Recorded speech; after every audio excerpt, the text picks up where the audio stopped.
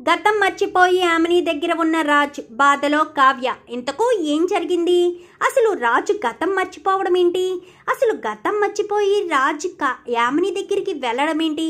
అంటే యామినికి రాజ్ ఎక్కడున్నాడో తెలిసి మరి యామిని రాజ్ దగ్గరికి వెళ్ళి నేనే నీ భార్యనన్నట్టు అబద్ధమాడి మరి రాజుని తీసుకువెళ్ళిందా? మరి రాజ్కి ఎప్పుడు గతం గుర్తొస్తుంది? కావ్యని ఎప్పుడు చేరుకుంటాడు? ఇదంతా కూడా వీడియోలో చూసి తెలుసుకునేద్దాం. బ్రహ్మముడి అప్కమింగ్ ఎపిసోడ్స్లో ఏం జరగబోతుందో ముందుగా తెలుసుకోవాలి అనుకుంటే వీడియోని లైక్ చేయండి, ఛానల్ని సబ్స్క్రైబ్ చేసుకోండి, పక్కనే ఉన్న బెల్ సింబల్లో ఆల్ పై ట్యాప్ చేయండి. మొత్తం మీరు చూసుకున్నట్లయితే ఇంకా రాజ్ కావ్య ఎంతో సంతోషంగా శ్రీశైలం వెళ్ళి అక్కడి నుంచి కులు మనాలి వెళ్ళాలని, తన ప్రేమనంతా కూడా తన భర్త తనని ఎంతలా ప్రేమిస్తున్నాడో చెప్పిన తర్వాత కావ్య చాలా సంతోషంగా చాలా హ్యాపీగా రాజు వంకే చూసుకుంటూ తెగ మురిసిపోతూ ఉంటుంది. అదే సమయంలో యామిని పెట్టిన రౌడీవాడు కాస్త కావ్యను పేల్చబోయి టైరును పేల్చడంతో అది ఏజెన్సీ ఏరియా కావడంతో లోయలోకైతే కారు పడిపోతుంది. పడిపోయి పేలిపోవడంతో ఇంకా కావ్య మాత్రమే అటుగా వెళ్తున్న వాళ్ళకి దొరికి అంబులెన్స్లో హాస్పిటల్కి తీసుకొస్తారు. రాజ్ ఎక్కడున్నాడన్న విషయం అయితే తెలియదు. ఇంక ఇక్కడ ఇంటి దగ్గర ఫోటో పగిలిపోవడం, అపర్ణ టెన్షన్ పడడంతో ఈలోపు సుభాష్కి అయితే ఫోన్ వస్తుంది. రాజ్ కావ్య అంటే మీకు సంబంధించిన వాళ్ళేనా? యాక్సిడెంట్ అయింది, హాస్పిటల్లో జాయిన్ చేశామనగానే హుటాహుటిన అందరూ బయలుదేరి వచ్చేస్తారు. తీరా మోసే బయలుదేరి వచ్చి చూసేసరికి కావ్య మాత్రమే ఐసీయూలో ఉంటుంది. రాజు కనిపించడు. ఇంకా కావ్యను చూసిన బాధలో రాజు గురించి ఆలోచించలేని అపర్ణ సడన్గా రాజేడి అనుకుంటూ వెళ్ళి డాక్టర్ని అడిగేసరికి లేదు మేడం, ఈవిడనొక్కరినే తీసుకొచ్చారు అంబులెన్స్లో అనగానే అదేంటి తననొక్కరిని తీసుకురావడం ఏంటి, ఇద్దరూ కలిసే కదా వెళ్ళారు అనగానే ఏమో మేడం మాకు తెలియదు, కావాలంటే తనను తీసుకొచ్చిన పోలీసులు బయటే ఉన్నారు, మీరు వెళ్ళి ఎంక్వైరీ చేయండి అనగానే అందరూ కూడా పోలీసుల దగ్గరికి వెళ్తారు.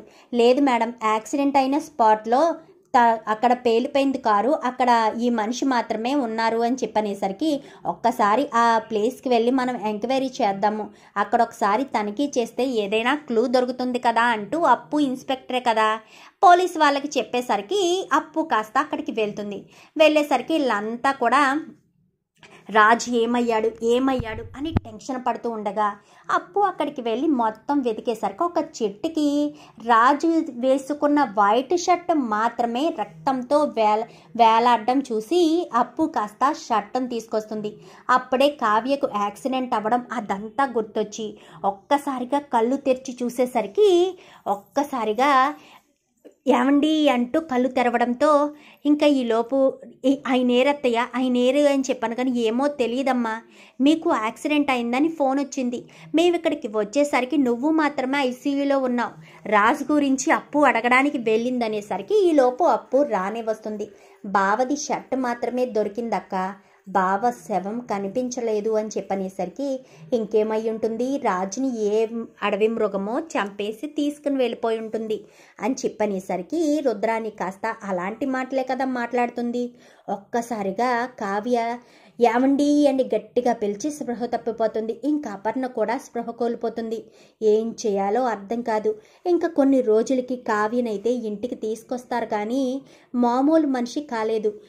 నువ్వు బాధపడకక్కను కానీ లేదప్పు, కొంచెం ఎంక్వైరీ చెయ్యప్పు, నా భర్త బ్రతికే ఉన్నారని నా మనసు చెప్తుంది, నా భర్త ఖచ్చితంగా నా కోసం వస్తారు, అక్కడ ఎక్కడైనా చిక్కుపోయారేమో, ఎవరికైనా దొరికారేమో, వేరే చోట ట్రీట్మెంట్ తీసుకుంటున్నారేమో, దయచేసి ప్లీజ్ అప్పు అని చెప్పి ఇంకా అప్పునైతే బ్రతిమాలుతుంది కావ్య. ఎందుకంటే కావ్యరాజులు ఇద్దరూ ఒకరంటే ఒకరికి ఇష్టం కదా, ఒకరు చనిపోతే మరొకరికి ఖచ్చితంగా తెలుస్తుందన్న నమ్మకంతో కావ్య అయితే అలా మాట్లాడుతుంది. ఇంకా అప్పు ఆ దిశగానే ఎంక్వైరీలు చేయడం మొదలు పెడుతుంది. ఈ విషయం తెలుసుకున్న యామిని కాస్త చుట్టుపక్కల ఉన్న చిన్న చిన్న హాస్పిటళ్ళు గూడాలు మొత్తం అన్నీ చూసేసరికి ఒక చోట మాత్రం రాజు కోమాలో స్పృహలో లేకుండా పసర వైద్యం చేయించుకుంటూ ఒకళ్ళింట్లో వైద్యం చేయించుకుంటూ ఉంటాడు. ఆమెని అక్కడికి వెళ్తుంది. అమ్మ ఈ బాబు తాలూకు అనగానే నేనే నా భర్త అని చెప్పనేసరికి అవునా స్పృహ లేని పరిస్థితిలో రక్తపు మడుగులో ఉన్నాడమ్మా. ఎక్కడికి తీసుకువెళ్లాలో తెలియలేదు, అందుకే ఇంటికి తీసుకొచ్చి నాటు వైద్యం చేయిస్తున్నాము అని చెప్పనేసరికి నా భర్తను నేను తీసుకువెళ్ళొచ్చు అనగానే, తీసుకువెళ్ళొచ్చమ్మా, తలకు బలమైన గాయం తగలడంతో తను ఎవరో ఏంటో గుర్తుపట్టలేని స్థితిలో ఉన్నాడనేసరికి అది నాకు మంచిదే అని చెప్పి యామిని కాస్త, ఏమండి నేను మీ భార్యనండి అని చెప్పి యామిని కాస్త ఇంటికి తీసుకువెళ్ళిపోయి వేరొక చోట అయితే పెడుతుంది. పెట్టేసరికి అక్కడికి తల్లిదండ్రులు వస్తారు. ఏంటి రాజు నీ దగ్గరికి రావడం ఏంటి అనగానే, కావ్యను చంపడానికి ప్లాన్ చేస్తే కావ్య బ్రతుకుంది, రాజు గతం మర్చిపోయాడు, ఇదే నాకు సరైన అవకాశం అని చెప్పి రాజు భార్యనంటూ నేను ఇంటికి తీసుకొచ్చాను. రాజుకి గతం గుర్తు రాకుండా చూసుకుంటే చాలు, ఎప్పటికీ రాజు నా దగ్గరే ఉండిపోతాడు అని చెప్పి యామిని మాట్లాడుతుంది. చాలా తప్పు చేస్తున్నావు యామిని, అక్కడ ఆ అమ్మాయి ఎంతలా బాధపడుతుంది, తన భర్త ఎక్కడున్నాడో ఏంటో తెలియక చాలా బాధపడుతుంది కదా యామిని, ఒక ఆడపిల్ల కన్నీళ్ళు నీకంత మంచిది కాదు యామిని అని చెప్పాను. కానీ అవన్నీ నాకు తెలీదు, రాజు నా దగ్గరికి వచ్చాడు, గతం మర్చిపోయినా నేనే తన భార్యని అని నమ్ముతున్నాడు, అది నాకు చాలు అని చెప్పి ఇంకా తన దగ్గరే ఆ గాయాలన్నీ కూడా మానే వరకు ట్రీట్మెంట్ తీసుకుని తనకి గతం గుర్తు రాకుండా మిగిలిన మెడిసిన్స్ అన్నీ కూడా వాడుతుంది. మనిషి నార్మల్గా అయిపోతాడు. తనే భార్యని ప్రేమించి పెళ్లి చేసుకున్నామని, తల్లిదండ్రులను కూడా వదిలేసి నువ్వు నా కోసమే ఇంట్లోంచి వచ్చేసావని ఒక చక్కటి స్టోరీ అల్లుతుంది యామిని. రాజు అది నిజమనే అనుకుంటాడు. మరి నా పేరు అని చెప్పనేసరికి నీ పేరు అని చెప్పి రామ్ నీ పేరు అని చెప్తుంది.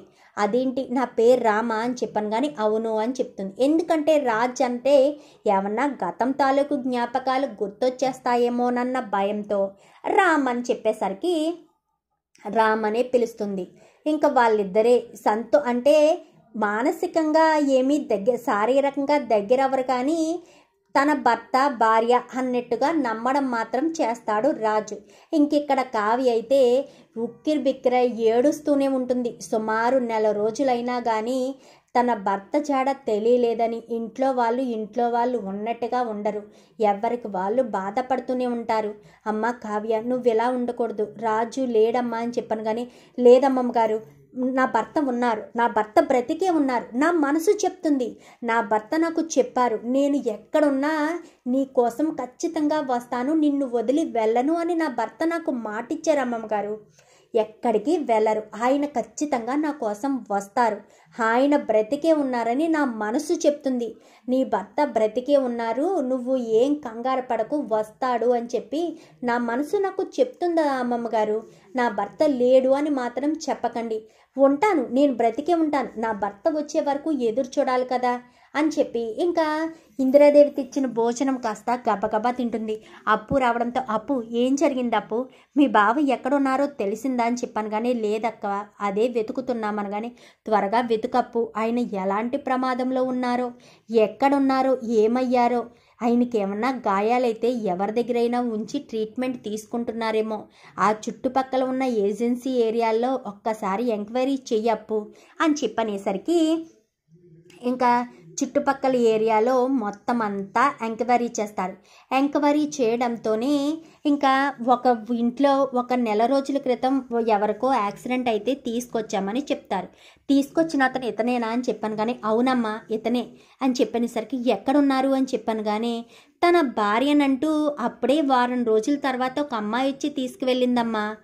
బాబు గతం కూడా మర్చిపోయాడు, అంటే తను గుర్తుపట్టలేని స్థితిలో ఉన్నాడు అని చెప్పనేసరికి ఈ కొత్త క్యారెక్టర్ ఎవరు, బావను తన భర్త అంటూ ఎవరు తీసుకువెళ్ళారు, ఇంత ఏజెన్సీ ఏరియాలోకి వచ్చి మరి బావను ఎందుకు తీసుకువెళ్ళారు, అసలు బావను తీసుకువెళ్ళిన వ్యక్తి ఎవరు, ఈ విషయం అక్కకు చెప్తే అక్క బాధపడుతుంది.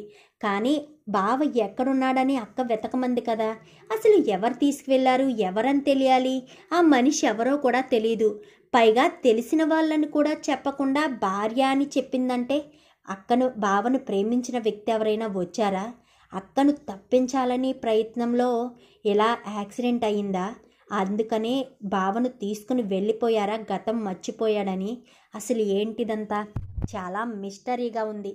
బావ ఎక్కడున్నాడన్న విషయం ఎలా తెలుసుకుని అక్క దగ్గరికి చేర్చాలి, అక్క మామూలు మనిషి అవ్వాలి అంటే బావను చేర్చాలి అని ఇంకా ఎంక్వైరీ చేయడం మొదలు పెడుతుంది. అక్క, బావ ఇక్కడి నుంచి వెళ్ళే ముందు కానీ ఏదైనా టెన్షన్ పడ్డం కానీ కంగారు పడ్డం కానీ ఏదైనా చెప్పారా నీకు? తన పాత ఫ్రెండ్స్ ఎవరైనా కలిశారని ఏమైనా చెప్పారా అని చెప్పాను కానీ ఏమీ లేదప్పు, దేని గురించి అని చెప్పాను కానీ ఏమీ లేదక్క అని చెప్పనేసరికి మరి మీ బావ జాడ తెలిసిందా? నేను చెప్పినట్టుగా ఏజెన్సీ ఏరియాల్లో వెతికవనగానే అన్ని చోట్ల ఎంక్వైరీ చేస్తున్నానక్క, బావ ఎక్కడున్నాడనే విషయం అయితే తెలియలేదు, అలాగని శవం కూడా ఏమీ దొరకలేదు. నీ నమ్మకం నిజమా అవుతుందక్క, ఖచ్చితంగా బావ బ్రతికే ఉంటారు, ఎక్కడో చోట బ్రతికే ఉంటారు, నువ్వు టెన్షన్ పడకు, బావను ఖచ్చితంగా తీసుకొచ్చి నీ కంటి ముందు నిలబెట్టే బాధ్యత నాది, నువ్వు టెన్షన్ పడొద్దు, బావ కోసమైనా నువ్వు తినాలక్క, కడుపు నిండా తింటేనే బావ కోసం ఎదురు చూస్తూ ఉండగలవు, నీ మనసు నీకు చెప్తుంది కదా బావ బ్రతికే ఉన్నాడని అని చెప్పి ఇంక అప్పు కాస్త కావ్యకు ధైర్యం చెప్తుంది. ఇంకిక్కడ రాజ్ అయితే యామినియే తన భార్యని నమ్ముతాడు, కానీ గతం తాలూకు జ్ఞాపకాలు ఏయో గుర్తొస్తూ ఉంటాయి. కావ్యతో పెళ్లి జరగడం అవన్నీ కూడా ఏదో అంటే నిద్రపోతున్న సమయంలో కలలా కావ్యతో గడిపిన క్షణాలు, కావ్యతో ఉన్న క్షణాలు, ఇద్దరు కారులో వెళ్ళిన క్షణాలు అన్నీ కూడా జ్ఞాపకము అంటే ఒక కలలా వస్తూ ఉంటాయి రాజ్కి. ఒక్కసారిగా సడన్గా గట్టిగా కేక వేసి లెగుస్తూ ఉంటాడు. ఏమైంది రామ్మ అని చెప్పాను కానీ ఏమీ లేదు అని చెప్పి మళ్ళీ పడుకుంటాడు. అసలు నాకు కలలో వెంటాడుతున్న జ్ఞాపకాలు ఏంటి? నిజంగానే యామిని నా భార్యేనా లేక నా భార్య అని చెప్తుందా? నాకు కలలో కనిపించే ఆ మనిషి ఈ మనిషి ఒక్కరు కాదు కదా, అంటే నా భార్య వేరే ఉన్నారా? యామిని కావాలనే నన్ను భర్త అని చెప్పి ఇక్కడికి తీసుకొచ్చిందా అని రాజ్ ఆలోచించడం మొదలు పెడతాడు. మరి రాజు గతం ఎప్పుడు గుర్తు తెచ్చుకుంటాడు? కావ్య దగ్గరికి ఎప్పుడు వెళ్తాడు? యామిని ఇదంతా నాటకం ఆడుతుందన్న విషయం రాజ్ ఎలా తెలుసుకుంటాడు? రాజ్ కావ్య ఎప్పుడు కలుస్తారు? ఇదంతా కూడా రాబోయే ఎపిసోడ్స్లో చూసి తెలుసుకునేద్దాం. మా వీడియో కనుక మీకు నచ్చినట్లయితే వెంటనే లైక్ చేసి మా ఛానల్ని సబ్స్క్రైబ్ చేసుకుని పక్కనే ఉన్న బెల్ సింబల్లో ఆల్ పై క్లిక్ చేయండి. ఎలా చేయడం వల్ల అందరికంటే ముందుగా చూడవచ్చు.